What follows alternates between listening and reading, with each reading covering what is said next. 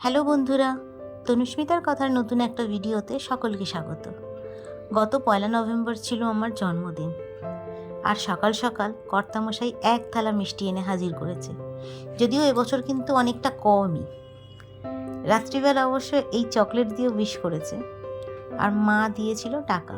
মা যদিও বলেছিল যে আজকে মায়ের কাছে যেতে, কিন্তু এই সবে ঘুরে এসেছি তাই আর গেলাম না। তাই মা টাকা দিয়ে বলল, তুই তাহলে তোর পছন্দ মতো কিছু খেয়ে নিস। সেরকমই ইচ্ছে ছিল, কিন্তু সেদিন আবার কর্তামশাইয়ের এক বন্ধুর বাড়িতে জগদ্ধাত্রী পুজোর নিমন্ত্রণ ছিল। সেই কারণের জন্য আমরা একটু বেলাবেলি সেখানে গিয়েছিলাম। এখানে মায়ের ভোগে প্রচুর লোকের আয়োজন করা থাকে। আমরা গিয়ে দেখি তখন অনেক লোকই বসে খাচ্ছে, আরও অনেক লোক দাঁড়িয়েও আছে। তাই আমরা আর বেশি দেরি না করে সেই ব্যাচটা শেষ হতে পরের ব্যাচেই খেয়ে নিয়েছিলাম। মায়ের ভোগে ছিল ভেজ বিরিয়ানি, আলুর দম, চাটনি, পায়েস। দেখো, কর্তামশাই তার সবচেয়ে প্রিয় জিনিসটার সাথে খেলতে শুরু করে দিয়েছে। আসলে তা না, এমনিই ও কুকুর ভালোবাসে, আর সবচেয়ে বড় কথা, এটা ওর কাছ থেকেই নেওয়া। যখন দিয়েছিল বাড়িতে এনেছিল, অনেক ছোট্ট ছিল, এখন কত বড় হয়ে গেছে ভাবো একবার। ওর নাম সিম্বা। বিকেল অনেকটা হয়ে গেছে, এবার আমাদের ফিরতেও হবে, কারণ বাড়িতে এসে কর্তামশাইয়ের কাজও আছে। তাই ওদের বাড়ি থেকে বেরিয়ে ফেরার সময় দুজনে দুটো আইসক্রিম খেয়ে নিলাম।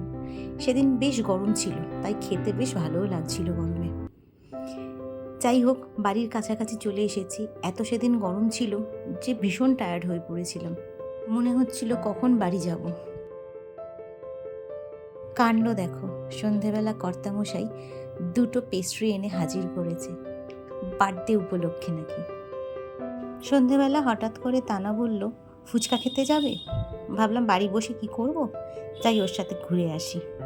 সেই মতো দুজনে আমরা ফুচকা খেতে বেরিয়ে পড়লাম।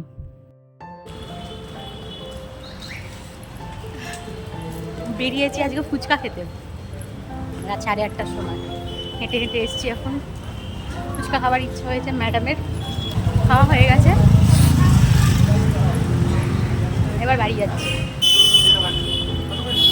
সন্ধ্যে থেকে টুকটাক খেয়ে রাতে আর তেমন কিছু খাবার ইচ্ছা নেই, তাই এগ রোল দিয়েই আজকের ডিনারটা শেষ করলাম। আজকের মতো এইটুকু, দেখা হচ্ছে নতুন ভিডিও। টাটা বন্ধুরা।